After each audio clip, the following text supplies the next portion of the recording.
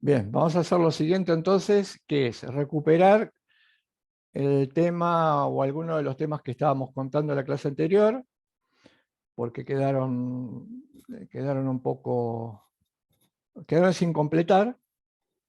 Estábamos con liberalismo, ¿no, profe? Sí, estábamos hablando de las perspectivas y estábamos hablando puntualmente del individualismo económico. Vamos a hacer un breve recorrido de lo que se contó y incorporar y agregar algunas cuestiones que tienen que ver con esta perspectiva. ¿Por qué hicimos hincapié en no lo hacemos nosotros, está puesto, es como una especie de ícono del pensamiento económico del autor que estamos tratando, pero ¿por qué se hace hincapié en esto?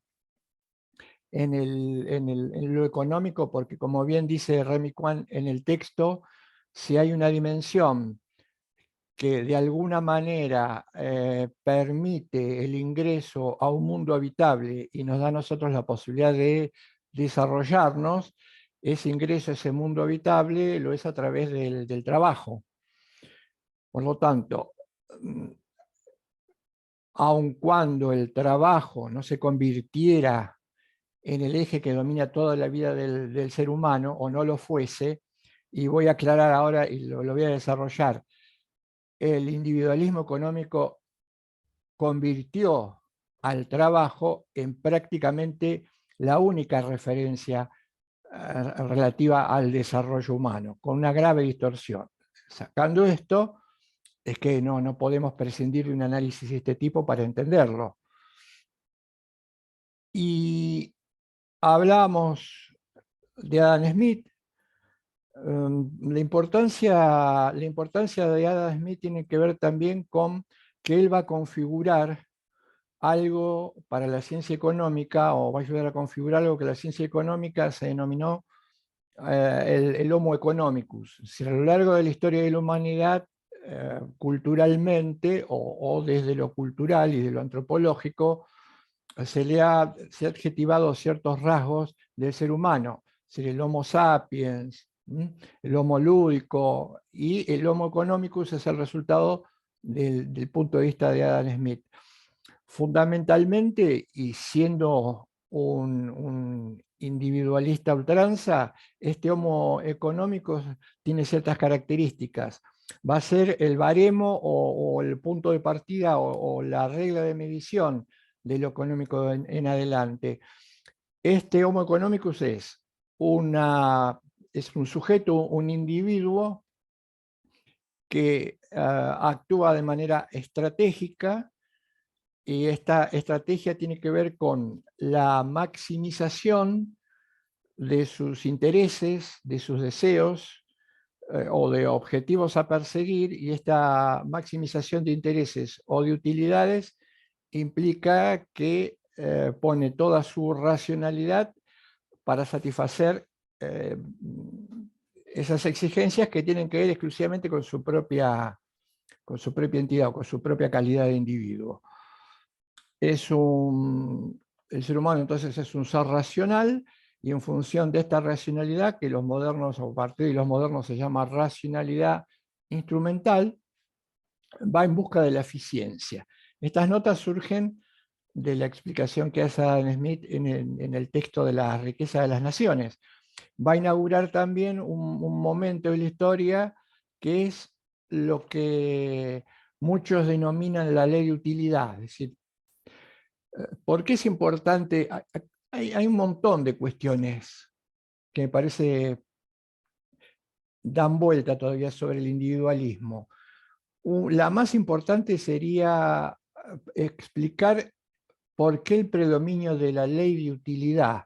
Algunos autores dicen, el individualismo económico, una postura, una lectura como la de Smith, genera eh, o, o va a generar necesariamente como una especie de cerrazón de las posibilidades del ser humano, y esto se va a condensar en lo que ellos llaman ley de utilidad. ¿En qué consiste la ley de utilidad? La ley de utilidad dice que un modelo racional que busca la eficiencia tiene que hacer jugar las variables costo-beneficio.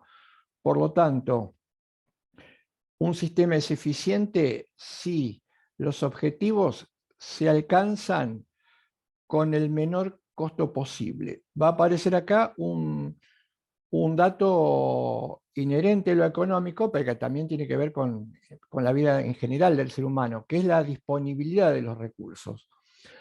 Ahora, este paradigma económico individualista tiene algunas características. La primera es establecer como punto de partida un principio que ellos consideren indubitable.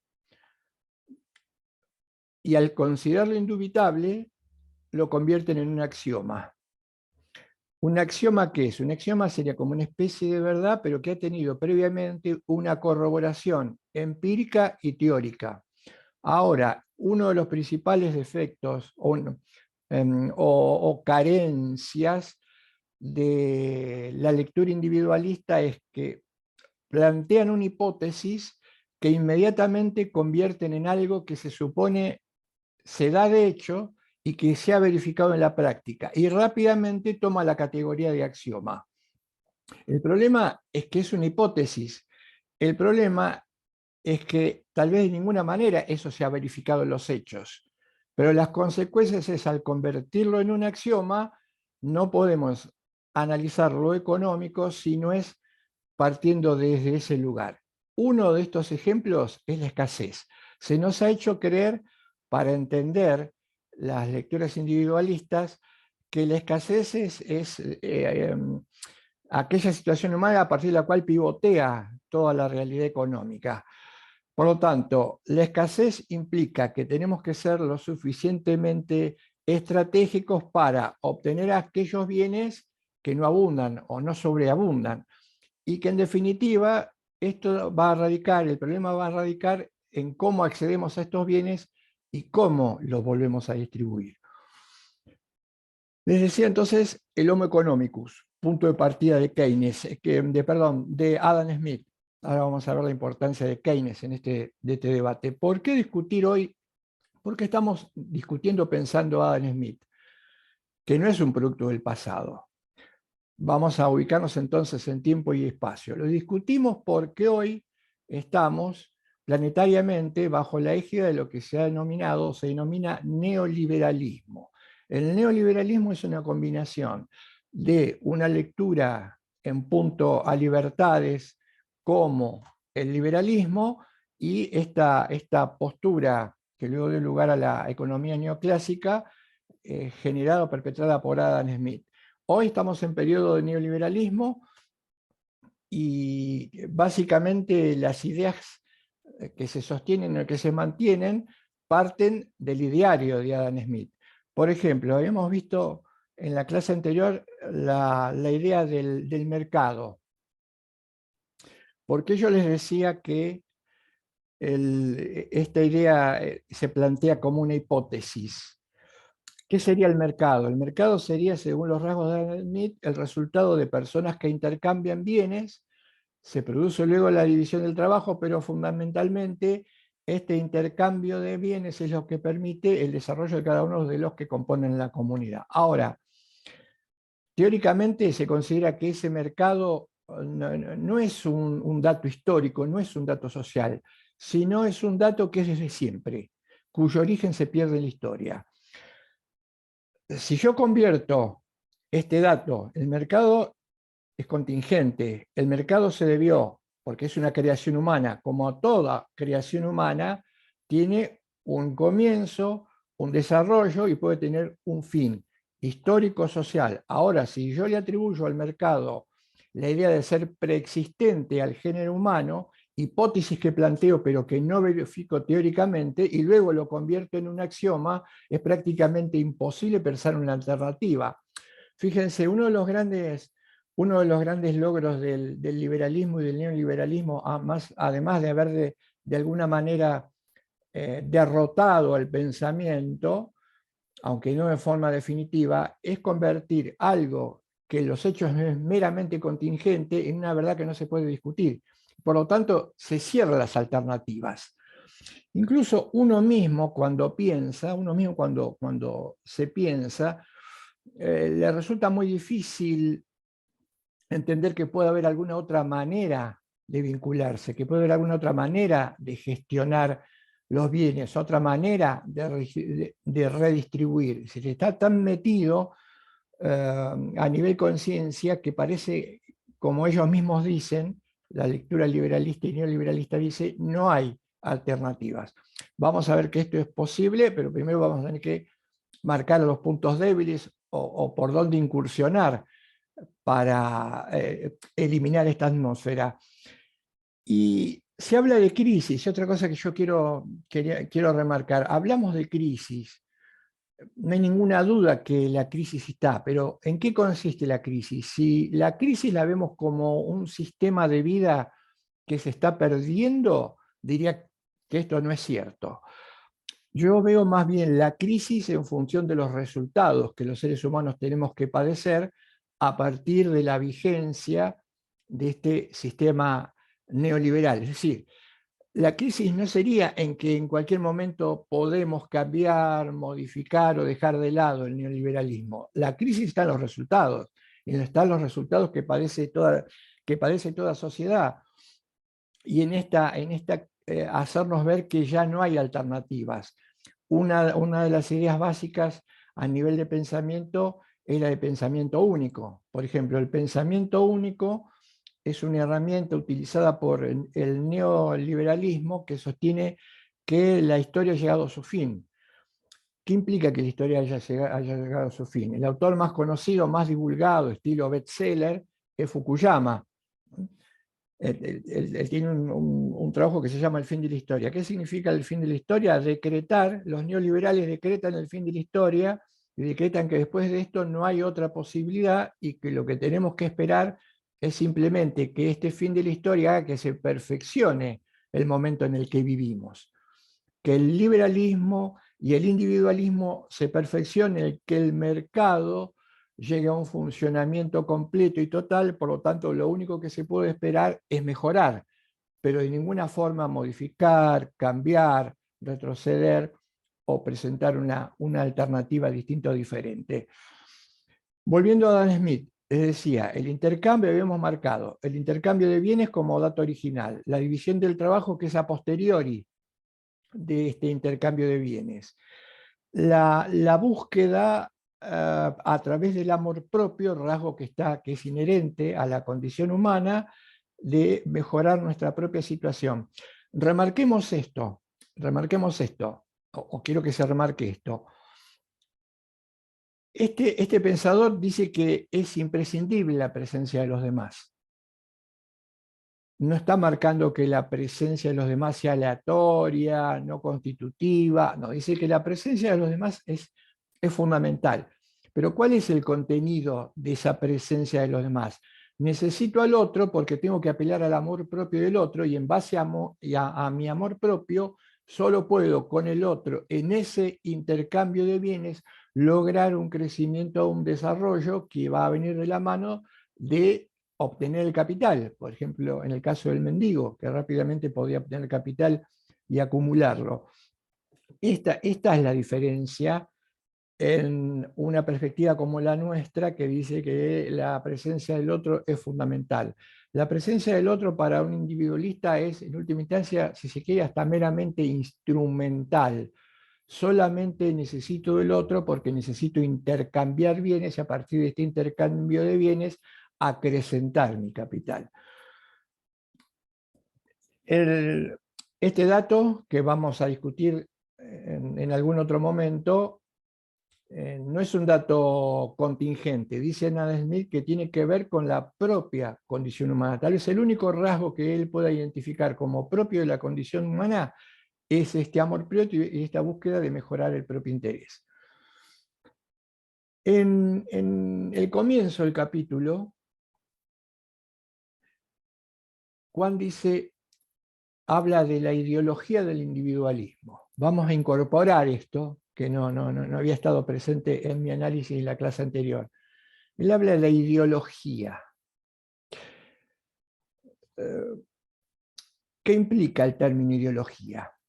Veamos el significado de ideológico, por qué lo es, porque esto nos va a servir para efectuar una última crítica, y considero yo consistente y demoledora a la lectura individualista y puntualmente la de Smith. El término ideología tendría tres significaciones que uno puede rastrear en el pensamiento. Una muy básica, que se usa mucho y frecuentemente, y nosotros tendríamos que tratar de utilizar de manera rigurosa, que es la ideología es vista como un conjunto de puntos de vista, de intereses, como una especie de cosmovisión. Ideología sería la suma de todos aquellos pensamientos que cada uno de nosotros tiene o posee. Esto se ve claramente cuando se dice mi ideología, la ideología, esto tiene un carácter ideológico, marca un determinado punto de vista que muchas veces no se conoce. Sería la suma de nuestras ideas. No nos sirve para pensar técnicamente o en profundidad esta cuestión. Y habría una segunda posibilidad, esta sí ya más cercana como herramienta técnica, dice Quant, de análisis en el campo social y filosófico, que es la de considerar como ideológico una postura que se presenta o que se visualiza como errónea. Y se visualiza como errónea porque se supone que quien así la califica está o se apoya o se basa en un punto de vista verdadero. Si yo digo que lo que sostiene B es erróneo, es porque al mismo tiempo estoy diciendo que lo que yo sostengo como A es verdadero. Por lo tanto, de alguna manera, este término crítico puede alcanzar tintes peyorativos. Descalificar a otro, esto ha sido muy frecuente, se descalifica a otro diciendo tu punto de vista es ideológico, tu punto de vista está equivocado, pero no se explicita, no se explaya, y la única referencia es que no coincide con lo que yo pienso. Como lo que yo pienso, por definición, es verdadero, lo que vos pensás que es diferente o distinto, está en el error. Esta sería la segunda manera de entender la ideología. Es cierto, y el propio autor Remy Quan lo marca, es una manera de entender la realidad, o fue un punto de vista defendido por Marx, y él dice en el texto por muchos de sus seguidores. Es cierto que se discute mucho si los seguidores de Marx, sus continuadores, no han distorsionado de alguna manera el propio punto de vista marxiano u original, ¿no? Y hay una tercera posibilidad, que esta es la que Quan va a considerar correcta, y que es la siguiente. Él dice, cuando algo se sostiene, cuando yo sostengo, vamos a hablar en primera persona, cuando yo sostengo algo como verdadero, esto implica suponer que lo sostengo porque de alguna manera estoy íntimamente convencido de la verdad de aquello que postulo o aquello que defiendo. Entonces, esta sería una primera idea. Cuando alguien sostiene algo como verdadero, ¿qué se supone? Que lo hace porque está convencido. Nadie propondría algo como verdadero y en el fondo estaría pensando que no es cierto, porque esto ya no implicaría ideología, sino implicaría una manera de intentar probablemente manejar, convencer o disuadir a otro manipulándolo. Ahora, Quan agrega, pero es probable que sostengamos un punto de vista sin darnos cuenta de que el motivo por el cual lo hacemos no es el que estemos íntimamente convencidos de ello, sino que tal vez hay algo por detrás que explica que lo presentemos como verdadero. Ojo, y esto es importante, dice él, el sujeto, la persona que lo expresa, no se da cuenta de esto. Él supone que sostiene un punto de vista porque está convencido de ello. Sin embargo, no descubre que hay algo detrás. ¿Qué es esto que habría que habría por detrás y que me llevaría a mí a sostener como verdadero algo que no lo sostengo por estar convencido. Juan dice, un interés práctico. Y para apoyar esta idea, traduce una vieja expresión latina que consiste, traducida en lo siguiente, dice, tenemos la tendencia a creer de buena gana aquello que nos favorece. Y es cierto, los seres humanos tenemos una tendencia muy fuerte a considerar como válido o verdadero aquello que se corresponde con algún interés. Cuando digo interés práctico. Cuando digo interés práctico, me refiero a alguna cuestión que tiene que ver con nuestro propio punto de partida, con nuestra situación, con nuestros deseos, con nuestros intereses, con nuestra perspectiva. Creemos de muy buena gana y rápidamente algo que de alguna manera se compatibiliza con esto. Pero, claro está, no nos damos cuenta que no lo hacemos por estar convencidos. Aclaro una cosa, yo puedo estar convencido de la verdad de algo. Esto es independiente que después, en los hechos o en la realidad, mi convencimiento sea compatible con aquello que yo sostengo. Es decir, yo puedo estar convencido de algo, pero estar equivocado. Ahora, ideológicamente o la aparición de la ideología tiene que ver con algo que yo supongo defiendo porque creo que es verdadero, pero esto se apoya en algo que no tiene nada que ver con mi propia convicción. Por eso dice Juan, esto cuando se produce de buena fe. Es decir, no hay mala fe. Si yo supiera que lo que sostengo no se corresponde con la verdad, sino que es algo falso, estaría utilizándolo con un criterio, si se quiere, manipulador. Entonces descartamos la mala fe y pensamos o sostenemos la buena fe. ¿Y esto por qué pasa? Porque Juan va a criticar y va a considerar al individualismo como una ideología. ¿Por qué pasa? ¿O cómo pasa? Y él dice, si una persona o un grupo de personas tuviese en la sociedad una postura privilegiada y este lugar privilegiado fuese una cuestión de hecho, dice, tal vez rápidamente esa situación privilegiada podría llegar a desaparecer. Un ejemplo que damos siempre, no lo da el propio Juan, pero a mí me parece que podría ser válido, es un ejemplo sencillo, sería el siguiente, que un grupo pequeño de personas dominase a otra porque, por ejemplo, ellos tienen o encontraron armas, un arsenal de armas y muchas municiones en algún lugar escondido, al que la mayoría del grupo, las otras personas, no conocen, no tienen acceso y no saben que existe, y que nosotros descubrimos de casualidad. Esta es una situación de hecho, que a mí me convertiría en privilegiado en la medida en que, primero, no me saquen las armas, segundo, tenga las suficientes municiones para defenderme con esas armas si alguno o muchos quieren protestar. Y tercero, que esas armas o municiones no las encuentre el grupo. Si alguna de estas situaciones aconteciese, claramente perdería los privilegios, o bien porque me quitan las armas, o bien porque me quedé sin municiones, o bien porque el grupo las encuentra, o bien porque aparecen otras. Pero ese uso de esas armas a mí me permite manejar a ese grupo, tener un punto de partida para exigirle, por ejemplo, obediencia. Ahora, si me doy cuenta que esa situación es precaria por ser de hecho, ¿qué puedo pensar o qué puedo imaginar? Y que necesitaría algo más para legitimarla.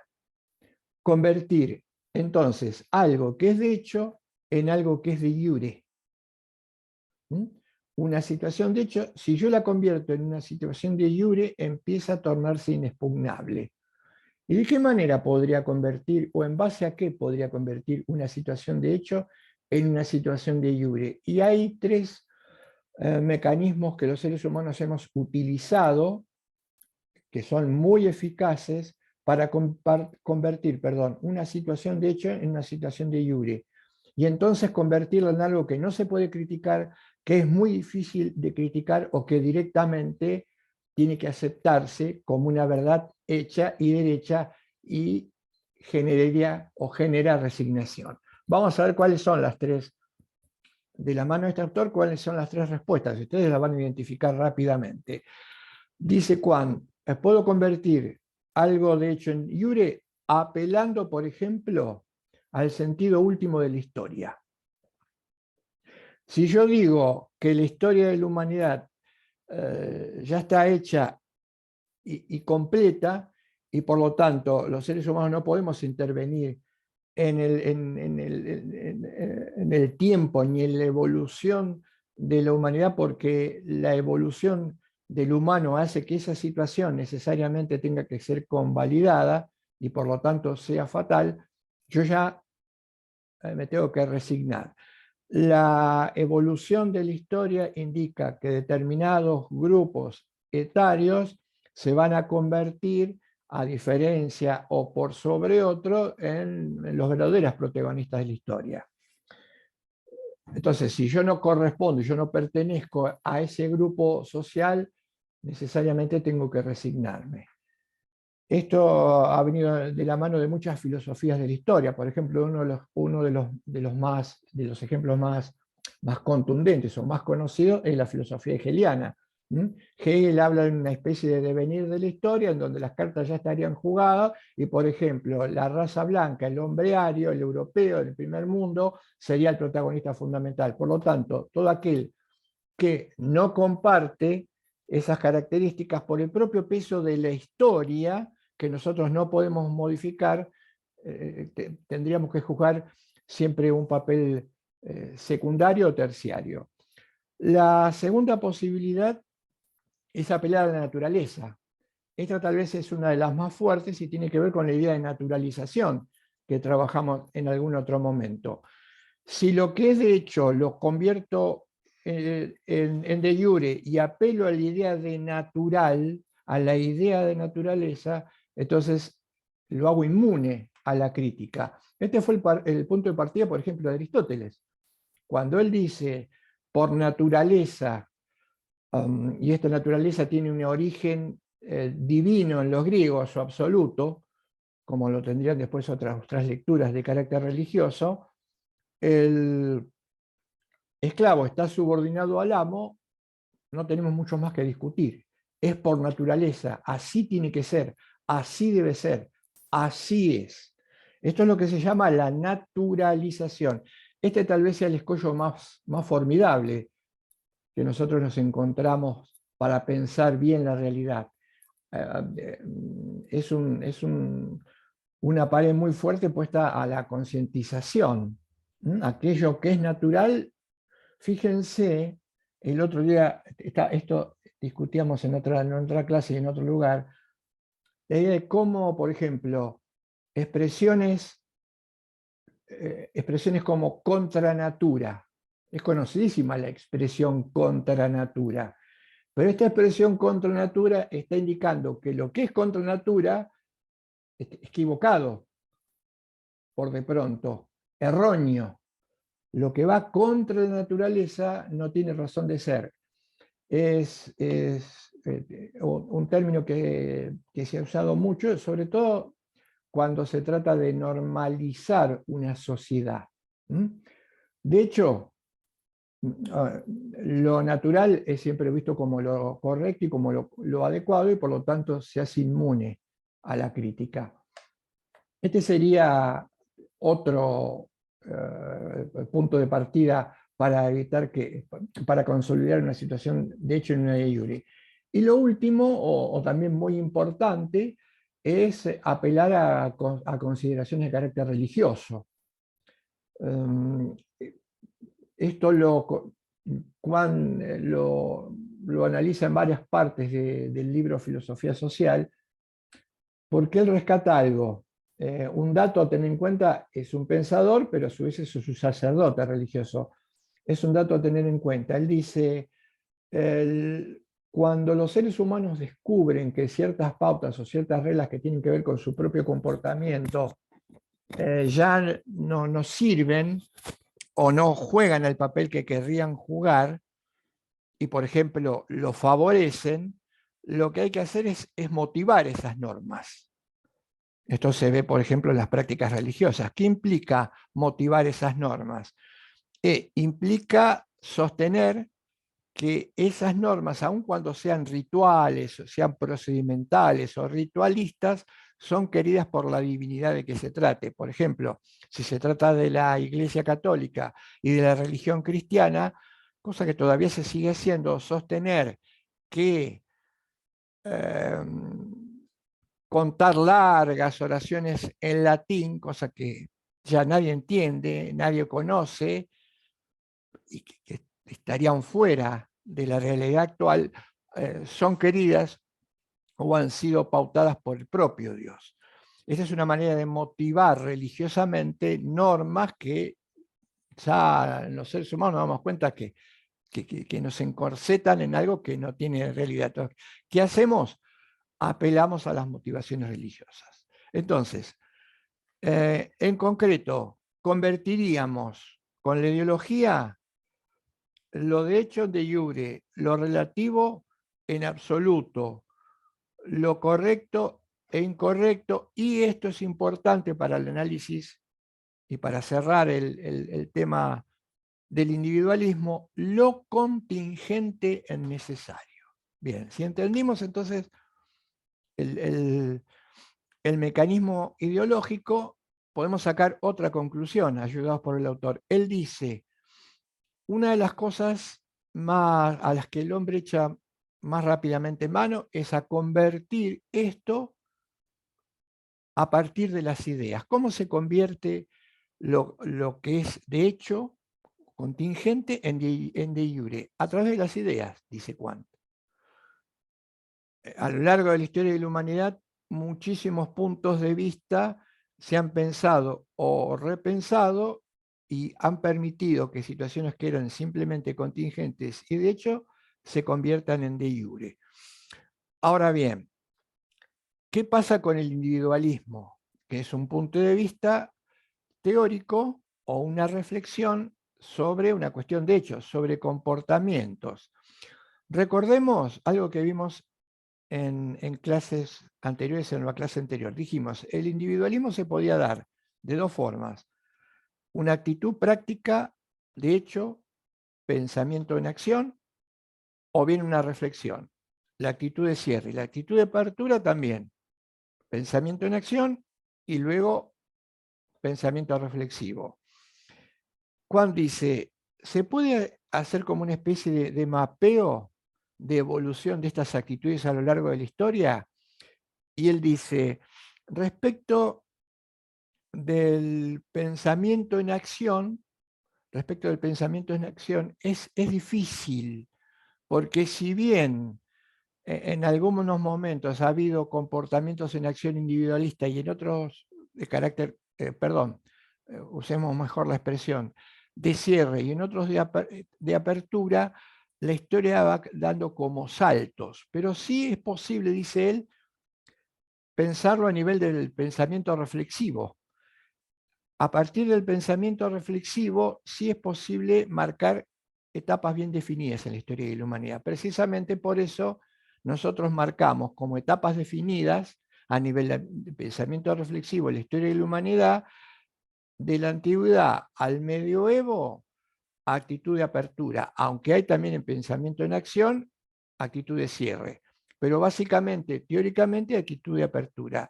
De la modernidad hasta nuestros días tenemos pensamiento en acción de cierre y de apertura, pero como estructura, como teoría, pensamiento reflexivo individualista. Y una última cuestión para poder entender entonces lo ideológico del individualismo, sobre el que voy a volver para completar lo de Adam Smith y dar 2 o 3 puntualizaciones más. ¿Qué es esto? Pensemos en las actitudes. Actitud de cierre y actitud de apertura. Dice él, dice Kant, una persona aún teniendo actitudes de apertura o actitudes de cierre muy marcadas, es capaz de superar, elevarse por sobre esos comportamientos que tienen que ver con su temperamento, su desarrollo, etcétera, etcétera, y pensar o teorizar de una manera diferente a la como él vive o actúa prácticamente hablando. Dice él, tenemos confianza en que el ser humano puede despegarse de su propio temperamento, situación, comportamiento habitual y si es marcadamente aperturista, tener una actitud a reflexionar de cierre. Y a la inversa, si es marcadamente cerrado en su comportamiento habitual, podría llegar a pensar o elaborar una teoría de carácter social. Ahora, dice él, y esto es clave, diferente es en punto a las estructuras sociales en las que estamos ubicados o que compartimos o en las cuales nos movemos. Estas estructuras sociales influyen de una manera muy fuerte en el pensamiento de los sujetos que forman parte de esa comunidad en ese momento. Es prácticamente, él dice, es prácticamente imposible que un pensador pueda eludir las estructuras sociales, que es la atmósfera de pensamiento conformado por lo cultural, por las ideas, valores, puntos de vista, práctica, instituciones. Es muy difícil que pueda pensar en una dirección diferente. Por ejemplo, plantea lo siguiente, ningún pensador revolucionario podría haber surgido en la Grecia antigua. ¿Por qué? Porque las estructuras sociales, el modo de entender la cosmovisión que recubría esa realidad no permitía, no hubiera permitido un pensador revolucionario. Por lo tanto, no hubiese sido posible ir contra esas estructuras. Y además hay otra cuestión, dice, cuando una sociedad acepta de alguna manera las condiciones sobre las que vive, la mayoría de las veces pensemos esto, la mayoría de las veces casi ni somos conscientes de aquellas estructuras, moldes o idiosincrasia que hemos absorbido, que hemos vivido mientras nos vamos desarrollando. Casi no somos conscientes de esto. De algunas podemos serlo y algunas podemos criticarlo, pero hay muchísimos condicionamientos que no sabemos ni siquiera que tenemos, que tienen que ver con la estructura social, con el modo de vida, y que nos condiciona o de alguna manera nos determina el pensar o decir lo que hacemos. En este caso, dice Kant, esas estructuras sociales juegan un papel importantísimo en la manera de pensar la realidad. Pero ¿qué podría ocurrir? La realidad cambia, las estructuras sociales se modifican y tal vez lo que en algún momento como modo de vida se haya pensado como inherente a la condición humana, solo haya sido circunstancial o contingente. Vamos al ejemplo de Adam Smith. Veámoslo en el punto de vista de Adam Smith en lo económico. Adam Smith se forma en una atmósfera en donde se estaba produciendo un quiebre a nivel de autoridad y un quiebre porque estaba cayendo o estaba retrocediendo la burguesía o si se quiere los que dominaban la sociedad y estaba apareciendo o era muy frecuente un tipo de comportamiento que iba en contra de la forma en cómo vivía esa clase media, que era básicamente donde ocupaban un lugar fundamental en lo económico los artesanos. ¿Qué estaba ocurriendo en el momento en que Adam Smith aparece o se desarrolla? Estaba apareciendo surgiendo una nueva clase, si se quiere, social. Un nuevo modo, una manera de entender el comercio o lo económico. Precisamente estaba surgiendo lo que luego se convertiría en la clase comerciante. Por eso él pone tanto énfasis en el intercambio y en la división del trabajo social. En la época en que escribe Adam Smith, estaba apareciendo lo que hoy denominamos comerciantes. estaba apareciendo lo que hoy denominamos intercambio de bienes y estaba apareciendo lo que hoy denominamos mercado, de alguna manera un poco más sofisticado que el mercado tradicional o artesanal, que era anterior a este intercambio que tiene como objetivo superarse o conseguir un lugar final o una mejor situación económica. ¿Qué podría haber ocurrido? ¿Qué ocurrió? Dice Quant. Y él dice, apareció marcadamente la ideología. ¿Por qué? Porque lo que hizo Adam Smith fue extrapolar un talante de vida, una manera de vida que tenía que ver con la búsqueda del propio interés, que él consideraba como un rasgo, como un dato inherente a la condición humana. Pero lo que él no percibía es que en ese momento y contingentemente, por aparecer una nueva clase social, lo que se veía era claramente en el intercambio el ánimo de lucro, el afán de lucro, el inicio del capitalismo, el afán de superación, la búsqueda del propio interés, y ese dato que era contingente, porque en ese momento estaba surgiendo esa clase social, podría haber surgido otra, no podría haber surgido, no podría haber aparecido nunca, o podría haber aparecido en otro momento y haber quedado trunca. Ese dato que era contingente, él lo extrapoló como parte de la condición humana y lo convirtió, siendo una cuestión de hecho, en una cuestión de iure.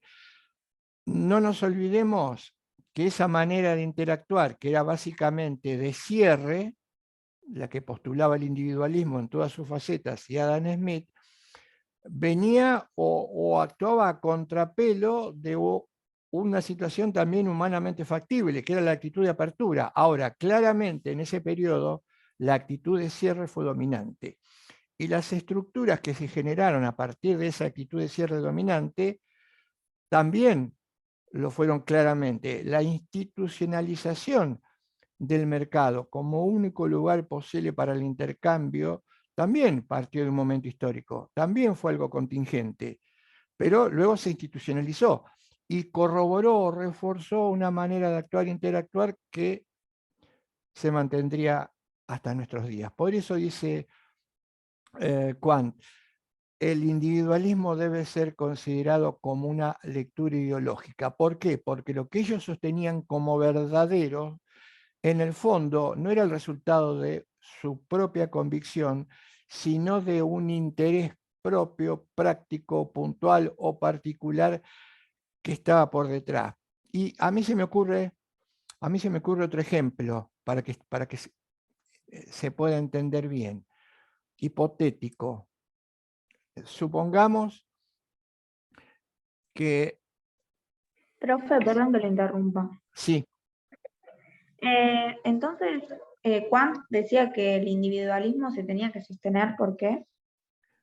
él No sé si dice era sostener la palabra. sí, o validar o legitimar. ¿Cómo sostenés? ¿Cómo se sostuvo tanto tiempo el individualismo? Siendo o apoyándose en un rasgo de la convivencia humana que en ese momento era dominante, pero por una contingencia que tenía que ver con un cambio de época, de etapa o con una motivación cultural. Era algo, si se quiere, que tal vez no durara en el tiempo y después se recuperara como modo de interactuar básico de la sociedad la actitud de apertura. No te olvides, no se olviden lo siguiente, no se olviden lo siguiente, las actitudes de apertura y de cierre se han dado, si se quiere, de una manera mezclada o semi-alternada o resistiéndose a ser encapsuladas en épocas puntuales. Por lo tanto, cuando Adam Smith escribe, era claro que en ese momento lo que predominaba institucionalmente y socialmente era la actitud de cierre. Entonces, pero esa actitud de cierre era tal vez contingente. Sin embargo, Adam Smith cree que ese dato contingente que tiene que ver con la mercantilización, con la aparición de los mercadores, del comercio, del libre comercio, del intercambio, él lo ve como un dato estructural humano. ¿Mm?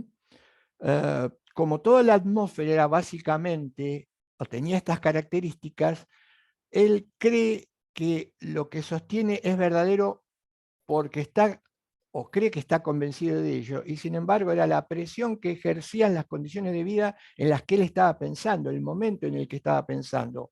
Por eso algo contingente que tal vez hubiera desaparecido con posterioridad, se convirtió en algo de iure.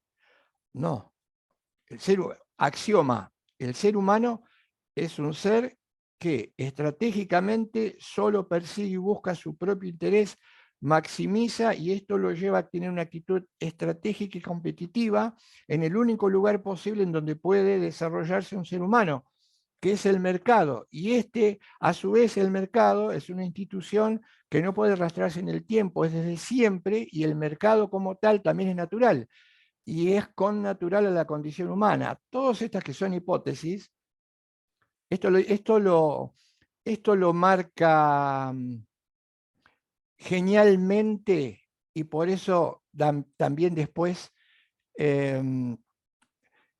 los puntos de vista alternativos a esta manera de pensar a nivel académico son ocultados, son negados, no son promovidos o se los considera como perdidos en el tiempo o en desuso. El que genialmente marcó todos los errores, lo ideológico, lo tendencioso del liberalismo y del liberalismo económico fue Keynes.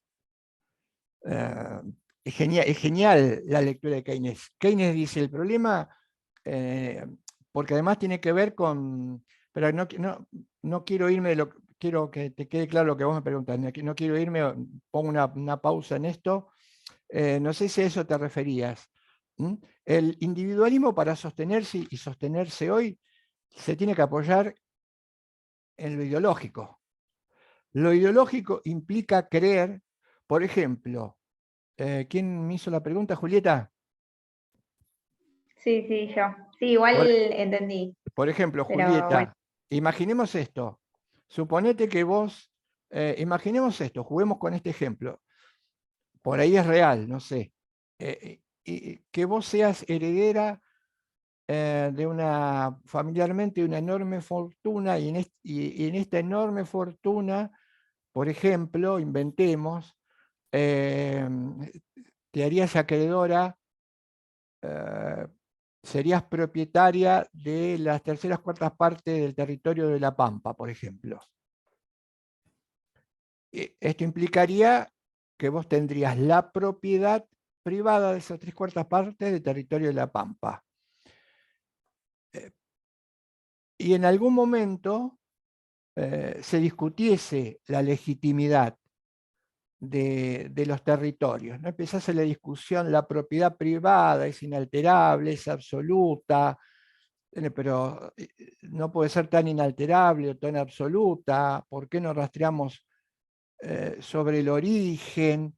Entonces, a vos alguien te diga, mira, vos sabés que no te preocupes, porque vos sabés que hay un pensador, un autor como John Locke, que dijo en algún momento que aquellos que eran capaces de sostenerse en un territorio, en un terreno, desplazando a los bárbaros y proponiendo una lectura civilizada, podían considerarse a partir de ahí que se convertían en dueños absolutos de esa tierra que naturalmente estaba abierta a la posesión de cualquiera. Aparece acá un relato, el relato lockeano, individualista, un hombre, todo lo fantasioso y falso de las lecturas contractualistas. Claro, si vos escuchás esto, si vos hubieses escuchado esto, es, no, está bien, es cierto.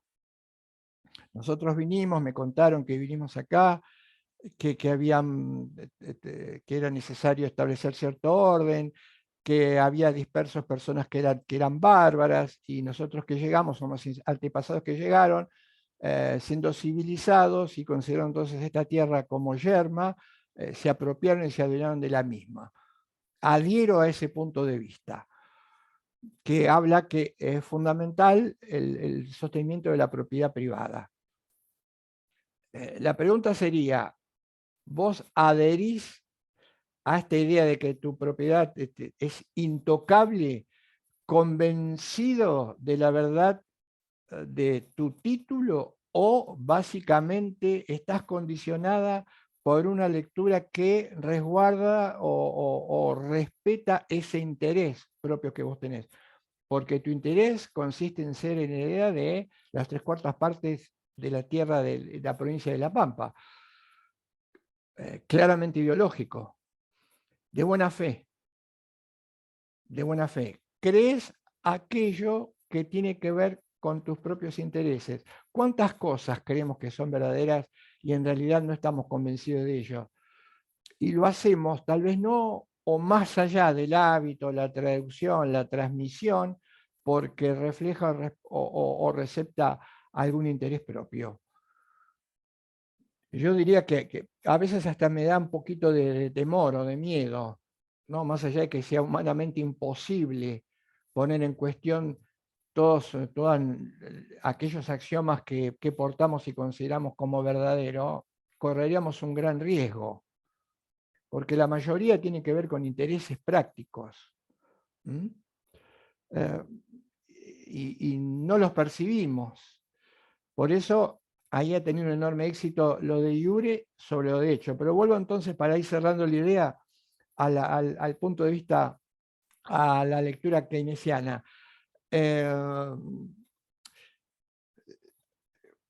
Se presenta como alternativa y en medio de esa atmósfera dominante individualista hay como una especie de aire salvífico, fresco.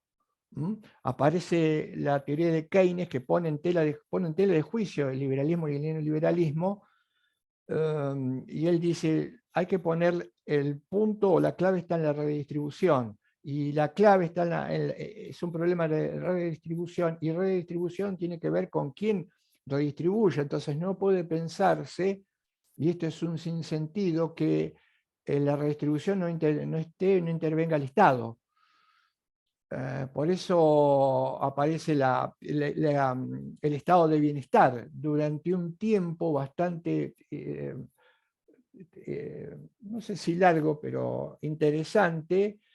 El mundo parece volver a recuperar ese equilibrio que estaba perdiendo por la irrupción del neoliberalismo, pero no dura mucho, rápidamente se rearma el neoliberalismo y, por supuesto, empiezan a cuestionarse, no a cuestionarse, sino a intentar limitar el influjo del keynesianismo, y aparecen nuevos aparatos conceptuales que van a defender esta postura y esta lectura, que hoy vuelven a ser dominantes.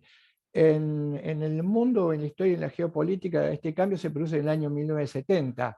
En 1970 aparece Milton Friedman, aparece la Escuela de Chicago, y es el refuerzo que le permite al neoliberalismo, como modo de vida civilizatorio y depredador, hoy estar en los primeros planos. Aparece la Escuela de Chicago, la Sociedad de Monte Peregrino, porque ahí se forjan muchos de los premios Nobel. Por ejemplo, hablábamos el otro día de Hayek, vamos a hablar también de von Mises, un pensador austríaco, el propio Milton Friedman,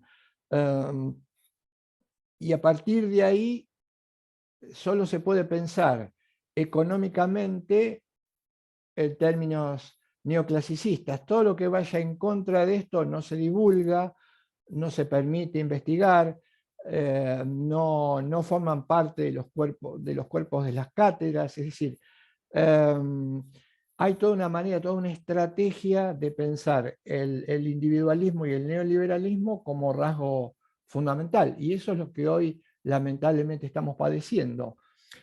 Pero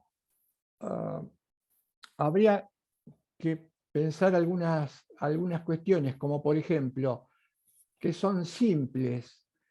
Si la conclusión que sacamos es la de que el vivir es convivir, ¿no sería un poco contradictorio que el convivir vaya de la mano con al ver al otro constantemente como un adversario, como un competidor, es un poco contradictorio. Un pensador italiano que se llama Máximo Cassiari es uno de los pocos pensadores, está vigente, que gestionó políticamente en su país de origen. Es difícil verlo esto, que gestionó políticamente en su país de origen. Fue intendente en Italia, de Venecia, y, por supuesto, él recurre a una palabra, ¿no? Marca, el individualismo nos está poniendo en un lugar que tal vez de no retorno, y él dice, podríamos recurrir a los viejos pensadores griegos y al término idiotes, ¿no? Si los griegos utilizaban el término idiotes, que después por cambios y modificaciones en el lenguaje daría lugar a lo que hoy conocemos como idiota. Pero Cassiari dice, ¿a quiénes llamaban idiotes o idiota, término que no existía en ese momento, los griegos? Y él dice, a todos aquellos que se ponían de espaldas al bien común y consideraban que el bien de la persona o el bien del sujeto implicaba centrarse en sus propios intereses, olvidándose que la única posibilidad de desarrollo que tiene un ser humano es desarrollo o desarrollarse en comunidad. Por eso, ya en ese momento, de alguna u otra manera, más allá de que pensemos que la sociedad griega tiene sus pros y sus contras, ellos ya habían forjado el término idiota. Era aquel que se centra en sus propios intereses olvidándose del resto. Pero también recupero la idea de Estado, porque una de las claves de esta lectura es el individualismo, lo individual versus la comunidad. Otra clave de lectura es la competencia versus la reciprocidad. Y otra sería la tasa de ganancia versus la complementariedad o la solidaridad. Ley de utilidad. Fíjense, ¿por qué no se puede resolver el problema ecológico hoy? ¿Y por qué, más allá de las cumbres, las principales potencias han dicho o sostienen que hay que dejar pasar las cosas y tal vez volvamos a un punto de equilibrio? Es decir, no están haciendo nada en materia ecológica.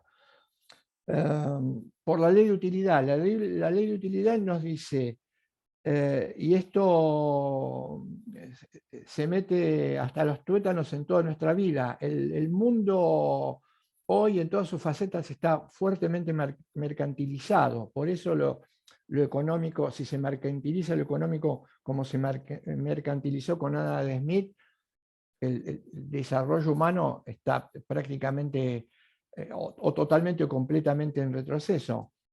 Costo-beneficio. El costo-beneficio va a dar lugar a la eficiencia. Por lo tanto,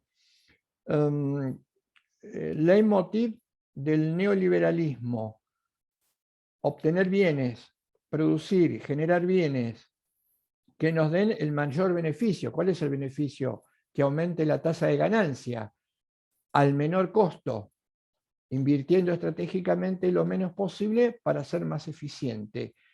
Ahora bien, esta ley de utilidad nos hace ver las cosas de manera tal que le extraemos o le estamos extrayendo todos los recursos a la naturaleza sin darnos cuenta que en cualquier momento la vamos a agotar, y agotar la naturaleza implicaría prácticamente el derrumbe del propio planeta.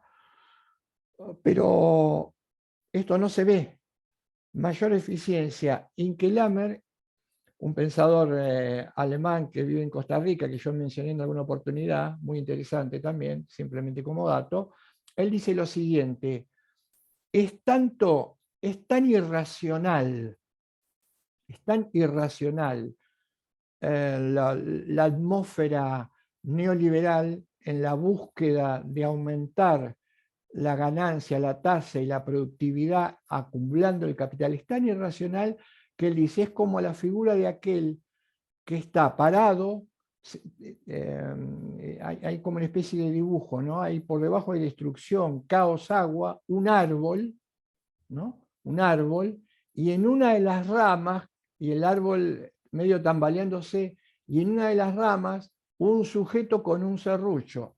¿Por qué la analogía? Antes de concluir con el razonamiento. Porque, por ejemplo, el desmonte y la tala indiscriminada de los pulmones del planeta, esto se ve claramente con el Brasil, tiene que ver con, por ejemplo, desmontar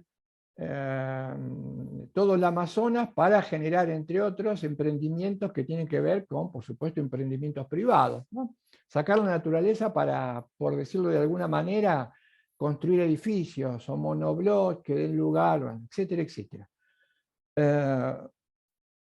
Desconociendo que la tala indiscriminada del Amazonas, por ejemplo, para construir departamentos para holdings privados, implica poco menos que asfixiarnos. Si asfixia la naturaleza, nos asfixiamos nosotros. Y seguimos talando bosques. Volvamos a la imagen. Es tan irracional que en la figura, aquel que busca aumentar la tasa de ganancia está apoyado en una rama que está por quebrarse y la está serruchando para ver si la tala y la puede convertir en ganancia.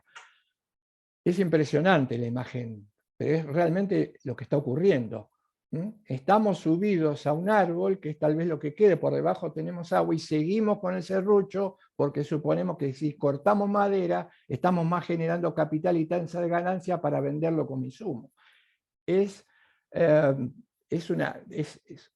el intento de racionalizar lo irracional, ¿no? Por eso Araujo Frías, en ese trabajo tan interesante, yo invito a leer, por lo menos para que nos permita pensar, tratar de racionalizar lo irracional nos lleva a la derrota del pensamiento. Alternativas, vamos a plantear nuestra lectura dialogal, pero quisiera decir algo más que me parece importante. Sé que es muy difícil, sé que estamos ganados por el ideario individualista, sin ningún lugar a dudas, si no la sociedad no sería lo que es, ni tendría los problemas que tiene. Pero otro dato. Se habla de la cuestión de escasez, pero de todas maneras que esta escasez se puede resolver. ¿Y qué es en la derrota del pensamiento lo que están consiguiendo? Por ejemplo, o lo que intentan conseguir. Y ahora vamos a ver el papel del derecho, porque también está la cuestión de qué papel juega el derecho en esta cuestión, si es que jugó algún papel o es funcional. Lo económico es un problema, nos dicen, pero cada uno de los otros puede resolverlo estrictamente en forma individual. Es decir, siguiendo los lineamientos de Adam Smith, hoy se nos dice, es una cuestión de apelar a nuestro amor propio, apelar a ese deseo que todos tenemos que implica mejorar de situación, y en una vertiente exclusivamente economicista, como en el ejemplo del mendigo, salir a buscar a la calle, subidos a una bicicleta, a una moto, caminando a un auto, a conseguir aquello que, si no tenemos, escasez, falta de bienes, es una cuestión meramente individual. Solo se trata de emprender. Acá hay un peligro terrible, porque el peligro terrible, que una vez que consumado es muy difícil poder volver atrás, es el origen de la carencia. Y que además no es un problema individual, sino que es un problema común. Yo me preguntaría, si sumo en los lugares del planeta, o si sumo en la Argentina, por ejemplo, personas que ante la escasez salen a buscar guionados por este neoliberalismo, resolver sus problemas económicos pensando que es simplemente una cuestión de decisión y la solución es individual. Y si uno pudiera sacar una estadística, me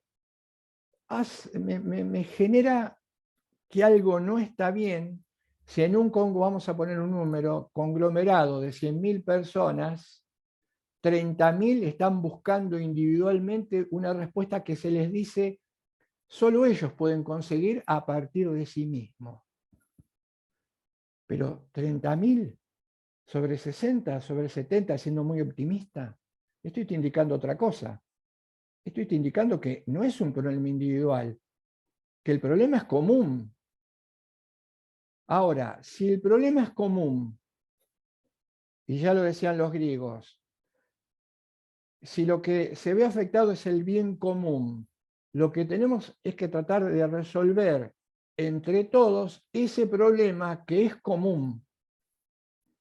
Porque si nos hacen creer que ese problema es individual, entonces estamos condenados al fracaso.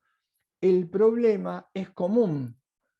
El problema está en la redistribución, y esa redistribución en algún lugar que no está siendo bien hecha es lo que genera esa carencia. Claro, si yo pienso que el problema es individual en última instancia, si después de horas y de horas de peregrinar, de bicicletear, de caminar, apenas sí puedo, como un gran logro, cambiar un celular, claramente el golpe está tirado en una dirección en la que solo va a impactar con el aire. Bueno, este es otro de los axiomas individualistas que hoy están muy presentes. La pregunta sería, ¿el derecho qué hizo? Algunos cuestionan al derecho y dicen, el derecho ha sido funcional básicamente a este modelo de vida que se inició allá por el 1400 o 1500. Es funcional, el derecho ha sido funcional. De alguna manera lo ha sido en algún momento porque muchos, como lo veía Marx, utilizaron el derecho para legitimar lo que él denominaba la superestructura que tapaba lo que había por debajo, que era la infraestructura. Pero también es cierto que esto no nos puede hacer perder de vista que el derecho también, de alguna manera, en el Estado de Derecho, limitó a esta lectura. ¿Cómo la limitó? Y la limitó con los derechos sociales, la limitó con los derechos laborales, la limitó con impedir en algún momento que el patrón hiciese lo que quisiese con el obrero, básicamente porque esa mano de obra, siempre hay alguien.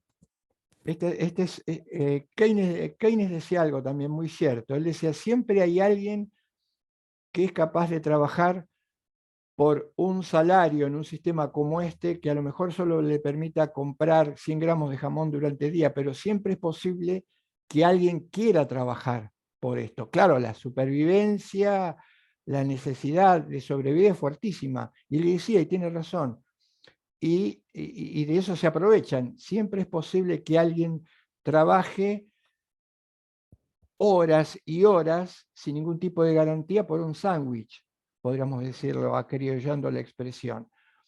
Pero el derecho hizo mucho. Leyes laborales, leyes sociales, impedir que el patrón avance sobre el obrero hasta cierto punto, que las relaciones sean reguladas. Un párrafo más sobre la regulación, ¿no? Porque voy a una reflexión importante, hoy hablamos del Estado. Para Smith, el Estado mínimo. Pero fíjense qué curioso, ¿no? Y no ha perdido de vigencia esto. Aún los más acérrimos defensores del liberalismo más cerrado y salvaje no dejan de pensar que el Estado puede ser importante. ¿Y por qué puede ser importante el Estado? ¿Qué tipo de Estado? puede ser importante. Bueno, no hay ningún lugar a dudas que el neoliberalismo extremo en cualquiera de sus facetas prefiere un Estado fuerte y muchas veces hasta dictatorial, más que un Estado realmente democrático. ¿Por qué? Un Estado fuerte y dictatorial le permite usar la fuerza, esto es lo que pensaba Adam Smith, ¿no? Le pagamos a los soldados, si le pagamos a los soldados, entonces que refuercen esta idea a partir de la seguridad y el uso de las armas. Ellos prefieren estados dictatoriales a estados realmente democráticos. Este premio Nobel de Economía, Hayek, desconfiaba de la democracia, fíjense, él dice, desconfío de la democracia ilimitada. ¿Qué es la democracia ilimitada? Claramente la democracia ilimitada es la democracia en donde todos los que participan descubren que hay algo que está mal. La democracia ilimitada entonces es la democracia de las élites. Esta ideología individualista, por supuesto, caló rápidamente en todas las élites, no solo del primer mundo, sino en las élites de Latinoamérica. Ahora bien, el Estado es fundamental para la redistribución. Por eso, aunque no lo muestran y aunque no se muestre, uno puede percibir esto, no se llevan muy bien con una forma de organización democrática de alta intensidad. Porque claro, está el problema de lo común, de la comunidad. No se llevan, y esto se ve claramente en sus consignas o en su lectura. Yo creo que lo dije en la clase anterior para marcar la importancia y lo cruento de esta atmósfera. Lo que decía Kissinger,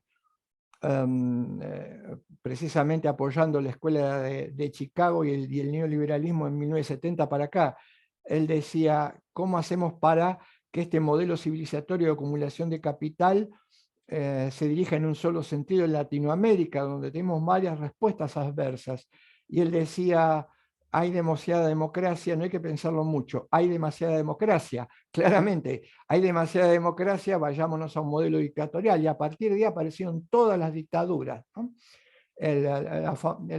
Y a partir de ahí los famosos ejemplos ideológicos de sociedades muy desarrolladas y modelos o ejemplos de modelos que son absolutamente falsos si uno revisa claramente la situación de ese país. Por ejemplo, el paradigma chileno como modelo de una supuesta sociedad en la que el libre intercambio, el Estado mínimo, es irrestricto. Gabriel Marcel, que es uno de los pensadores dialógicos más importantes que nosotros vamos a considerar, analiza el estado de situación en algún momento dado y se detiene en la figura de Descartes. Con Descartes comenzamos la explicación del individualismo. ¿Y qué dice Gabriel Marcel? Descartes es una persona que tenía un conocimiento en muchas áreas, considerado el padre de la filosofía, el padre de la edad moderna, y él dice algo concreto, pero prestemos atención a esto. No se refiere necesariamente a su postura intelectual, sino a los resultados que esa postura intelectual tradujo después, y eso que es un pensador del primer mundo, que cuestiona al individualismo. Pero una cosa es cuestionar el individualismo del primer mundo y otra cosa es cuestionarlo desde América Latina. Y él dice sobre Descartes, jugó un papel nefasto en la historia de Occidente. Claramente jugó un papel nefasto porque él fue el iniciador de una lectura ideológica que luego se convirtió en un modus operandi, en un estilo de vida, en un sentido común, en un imaginario que hoy está, mal que nos pese, lamentablemente latente. Pero además otra cosa, para cerrar mi exposición, pero me pareció necesariamente que me imaginaba que iba a tener que alargarse, no olvidemos que hay otras alternativas.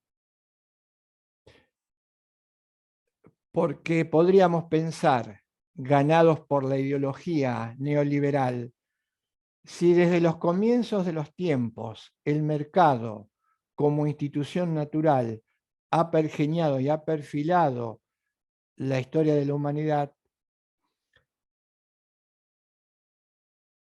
no hay lectura posible,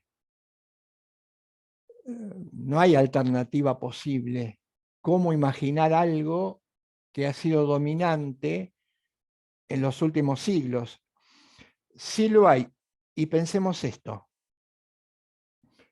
En el mismo momento en que comienza la expansión europea a partir de las conquistas, y con las conquistas se dejan de lado muchísimas culturas, ya había culturas milenarias, por ejemplo, en América Latina, existían culturas milenarias que tenían una manera de actuar y de interactuar, una idiosincrasia completamente opuesta a esa lectura depredatoria que se instaura en el primer mundo, lo que hoy denominaríamos pueblos originarios.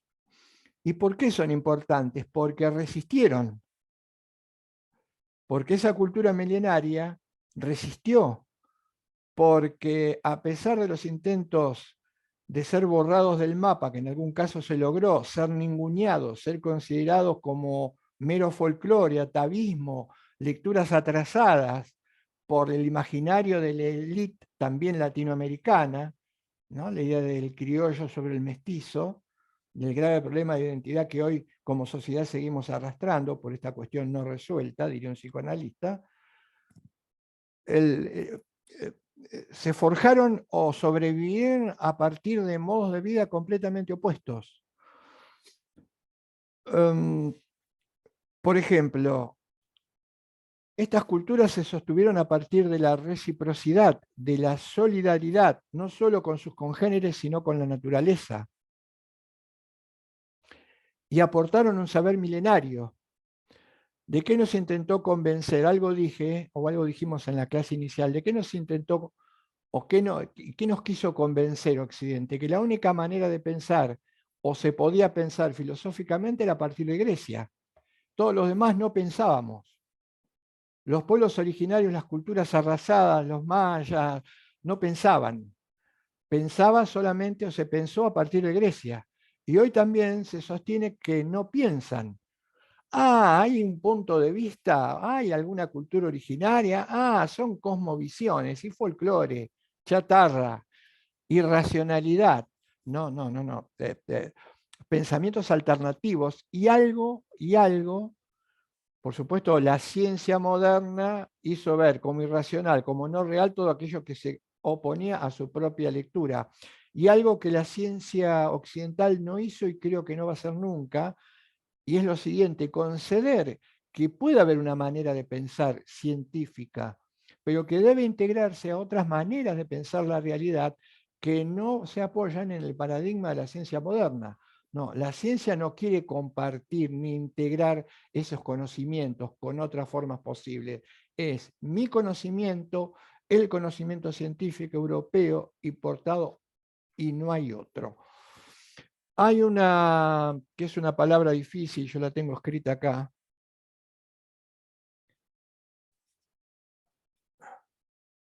Es un término difícil, a ver si lo encuentro, que es modos de pensar alternativos, por ejemplo, la filosofía andina, la filosofía mesopotámica.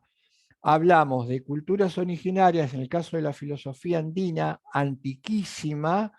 Andina implica países que tienen contacto con la cordillera de los Andes. Y después la amazónica también en Latinoamérica. Por ejemplo, uno de los países más importantes a nivel teórico que rescate esta idea es Ecuador. Bueno, no encuentro, lo tenía escrito, no lo encuentro acá. Aparece este punto de vista alternativo, teóricamente se cristaliza, por ejemplo, en dos constituciones de Latinoamérica. Es la filosofía del buen vivir. Tiene, según sea quechua o aymara la expresión, tiene un nombre diferente. Se cristalizan estas maneras alternativas, estas formas de pensar alternativas, que son las únicas a las que podremos recurrir, y están emparentadas con la perspectiva dialogal, porque el criterio es la reciprocidad, es la convivencia, y nosotros convivimos, somos parte, es otro, la naturaleza, los otros y Dios. Hay muchísimos puntos de contacto con la filosofía dialogal que tienen un origen europeo, pero que claramente podría pensarse latinoamericanamente como alternativa, a partir también del derecho, que se sintetiza con el buen vivir. Digo, se cristalizó en la Constitución de Ecuador del 2008 y luego se cristalizó también en la Constitución boliviana, la Constitución que está hoy vigente, y tiene mucho que aportar. Y no es un invento, es de siempre, no es de ahora, no es algo que craneamos para tratar de salir del atolladero. Y no por algo, el pensamiento hegemónico lo ha intentado tapar, disimular, ningunear, eliminar. Creo que tendríamos que pensar de consumo la perspectiva dialogal. ¿Qué tiene de interesante la perspectiva dialogal? Pero de limitación de alguna manera. La mayoría de los pensadores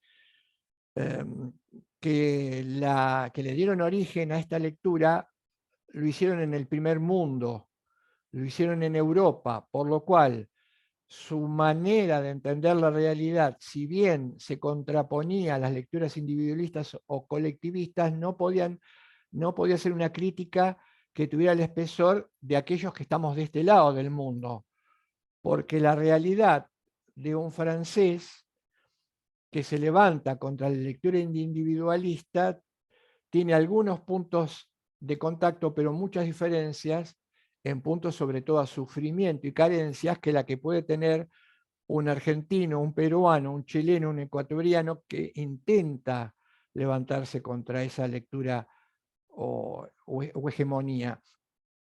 Y es cierto que este movimiento contrahegemónico, que tiene varias aristas, o se tiene que convertir en algo político, no solamente jurídico, lo jurídico vendría detrás de lo político, tiene hoy dos enclaves muy fuertes en la Constitución de Ecuador y en la Constitución boliviana. Pero este déficit de crítica que podríamos hacerle a los autores dialógicos lo podríamos complementar con la lectura o la relectura o una nueva lectura de autores latinoamericanos, que lo hay muchísimos y muy valiosos, como algunos ejemplos de los que nosotros ponemos o subimos o les damos a conocer. El otro día hubo otro autor, a veces los mechamos, sería muy enciclopédico, muy difícil de manejar, necesitaríamos muchísimo más tiempo, incorporar más autores. Y a veces algunos son más sencillos y otros son más difíciles de entender. Pero hay un autor que vino a la palestra a consecuencia de una entrevista que se le hizo al Papa, generalmente desconocido como Rodolfo Kusch, que es un pensador que se levanta en su momento contra el colonialismo, ¿no? Es uno de los artífices de lo que hoy se podría considerar intento de revalorizar un pensamiento nacional y popular, y hay muchísimos autores. Por ejemplo, un clásico, el que menciono siempre, tiene una obra vastísima que no fue mencionado por el Papa, pero también es tan importante, o si se quiere, más importante. ¿Cómo será importante este pensador argentino pocas veces reconocido, que cuando vuelve del exilio en México él se tuvo que ir de la Argentina porque le pusieron un artefacto explosivo en su casa en Córdoba, la AAA, y tuvo que emigrar, que casi no tiene difusión cuando vuelve a la Argentina, que se llama Enrique Dussel, es uno de los artífices de lo que se denomina la filosofía de la liberación, porque hoy seguimos parados en la misma instancia. tenemos que liberarnos de un neocolonialismo o de un colonialismo al que tal vez hayamos vencido territorialmente, pero no hemos vencido en el plano de las ideas. Y esta filosofía de la liberación va de la mano de un movimiento que también tuvo mucha fuerza y mucha importancia y que después fue silenciado, como la teología de la liberación. Porque también hay una manera de entender lo divino y lo religioso a partir de fundamentalismos como el neoliberalismo trasladado a lo religioso. Y por eso aparece una teología de la liberación, porque también lo religioso ha sido una especie de ayuda o de convalidación. Fíjense que cuando se habla de dictadura y cuando se habla de estados dictatoriales fuertes que son mucho más afines a movimientos de este tipo, la Iglesia también ha participado, ¿no? O participó en situaciones con estas características. El autor que nosotros les mencionamos, Araujo Frías, hay algunos otros autores mujeres que vamos a incorporar también. El pensamiento femenino también es un pensamiento silenciado por Occidente. Una lectura androcéntrica, es decir, apoyada exclusivamente en los varones,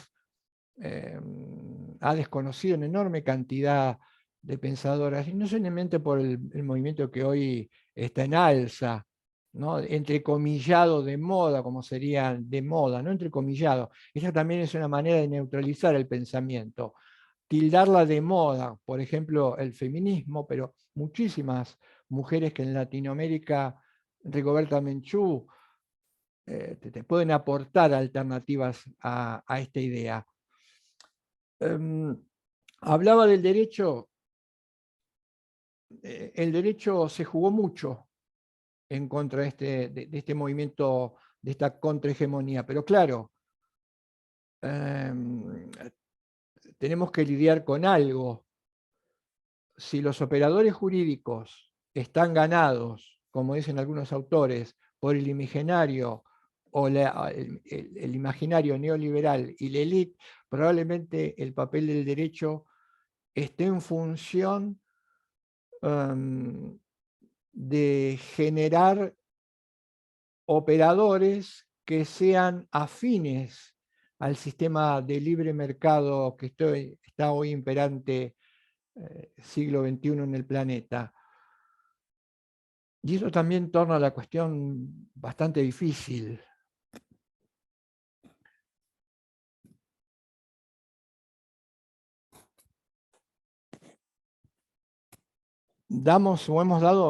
Estamos dando un paso importante, o al menos creemos que estamos dando un paso importante, que es poner en tela de juicio aquello que usualmente no se ha puesto y no se pone en tela de juicio. Ahora, ¿qué es la tarea de concientización? Va a decir Héctor al hablar del derecho que vamos a contar más adelante. El derecho en última instancia, si tiene alguna herramienta, ¿qué herramienta tendríamos? ¿No? Un pragmático me podría preguntar entonces, llegado a este estado de cosas, ¿y cuál es la herramienta? Entonces, ¿el derecho es una herramienta? ¿Qué tipo de herramienta? Y diría que más allá, fíjense que la coactividad que tanto defendía Kelsen como corolario del derecho, si nosotros deconstruimos, podríamos llegar a una conclusión interesante. ¿Por qué Kelsen hablaba tanto de coactividad?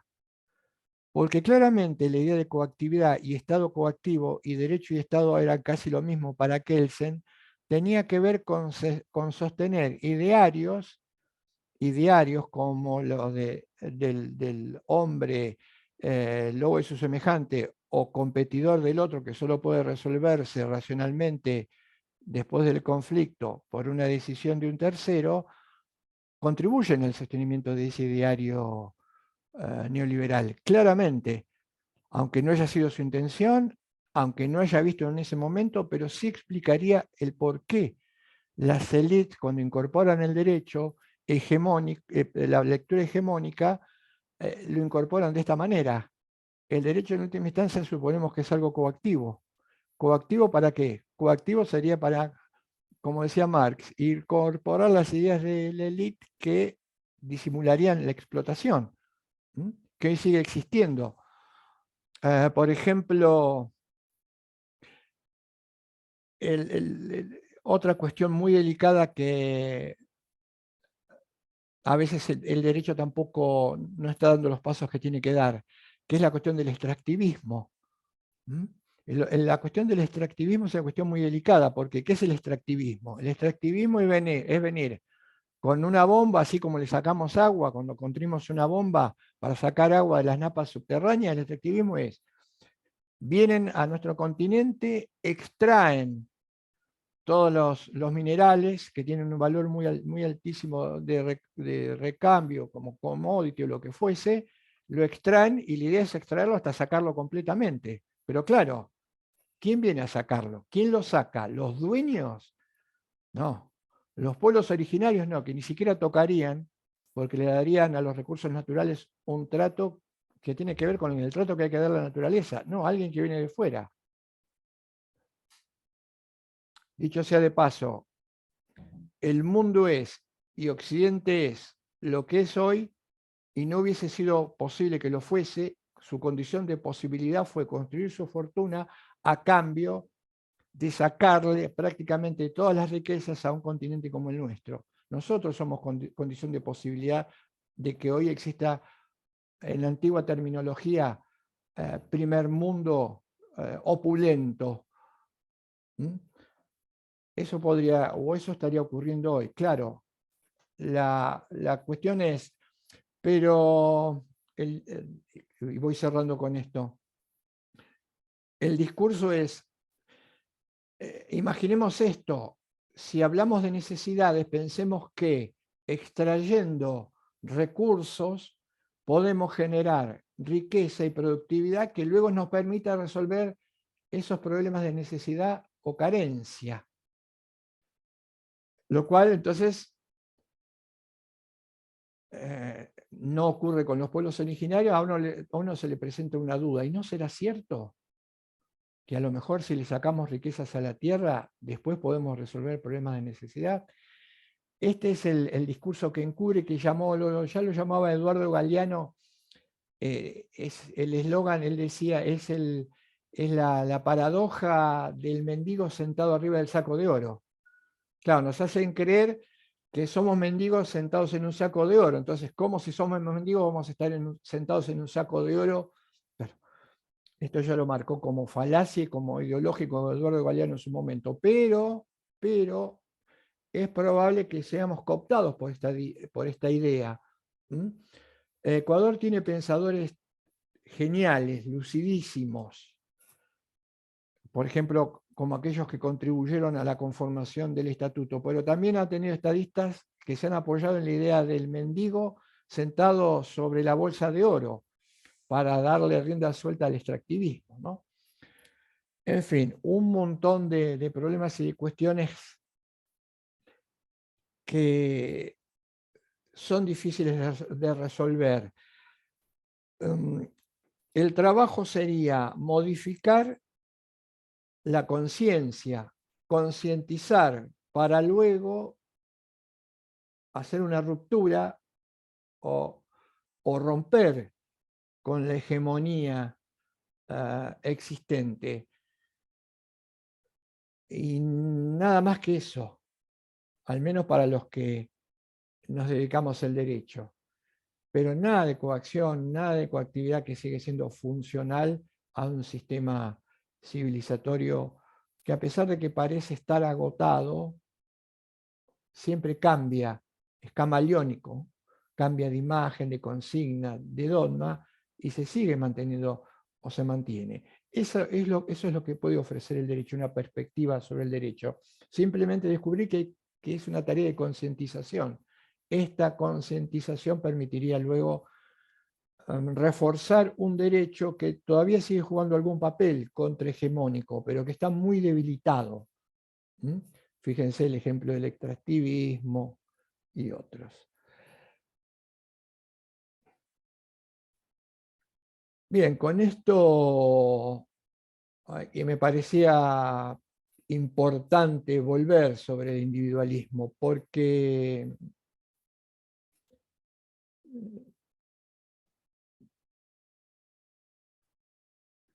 creo que cualquier análisis en cualquier disciplina o en cualquier rama no puede pasar por esto, que es una cuestión geopolítica. Yo no puedo hablar de economía, de política, de filosofía, de derecho, si no me ubico geopolíticamente en el mundo en el que vivimos y si no le presto atención a todas estas cuestiones.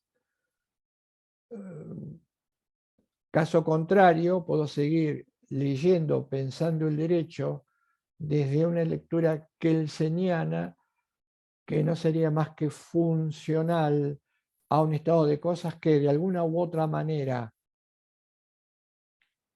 y yo no me considero parte de la élite, y creo que al menos el 80% del planeta no puede considerarse o más parte de esa élite, tiene que pensar o repensar, aunque nuestras situaciones no sean exactamente las mismas o sean diferentes. Eso le da sentido a una formación. Por eso me parece que había que hacer hincapié, insistir en esto o completar esta idea. Va a quedar entonces para desarrollar y empezar a desarrollarlo. Hoy no lo pudimos hacer. Pido disculpas. El tema que venía a continuación del mío, no le di espacio, lo ahogué como nos ahogó el primer mundo a nosotros, pero fue con una cuestión propedéutica y creo yo, puedo estar equivocado, ¿no? Darle un poquito más de fuerza o de importancia a nuestra lectura. Eso va a quedar al menos un comienzo de lo que sea perspectiva dialogal para la clase que viene. No sé si está más o menos claro, si hay alguna duda, alguna cuestión que quedó, alguna objeción. Recargar y poner más el acento en ciertos contenidos tuvo como finalidad no complicarlos, no confundirlos, no invitarlos a una memoria o un ejercicio de memoria enciclopédico, sino a pensar desde más lugares esta cuestión del derecho. ¿Alguna pregunta, duda, objeción?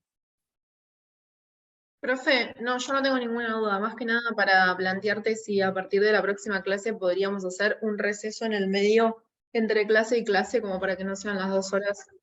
No sé, estuvimos ahí hablando con los chicos y nada, nos parece que estaría bueno. No sé qué opinás. Perfecto. Hacemos No sé, 5 minutos, cambiar la yerba, levantarse, moverse. Sí, hacemos un intermedio. Sí, no hay ningún inconveniente. No hay inconveniente. Hacemos ese. Gracias. No, de nada.